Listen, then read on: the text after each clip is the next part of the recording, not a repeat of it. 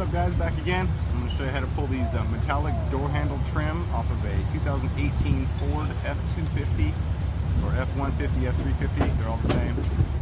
It's pretty easy. Jump right in. I'll show you what I do. So here's your metallic door handle trim. You're going to go underneath and you're going to find that little notch. That's where you stick your little screwdriver or hook tool into and pull. So I got my cheap little hook tool. Stick it up in there. Do this with one hand. There you go. There's your clips. Now you can swap it out, paint it, whatever you want to do. I have other videos showing how to easily paint these.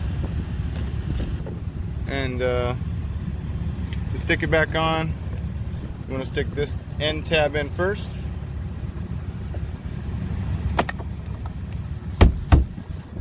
Done. Alright, another fast video. Hope that helped you out. And now you can get to doing whatever you want to do, replace those.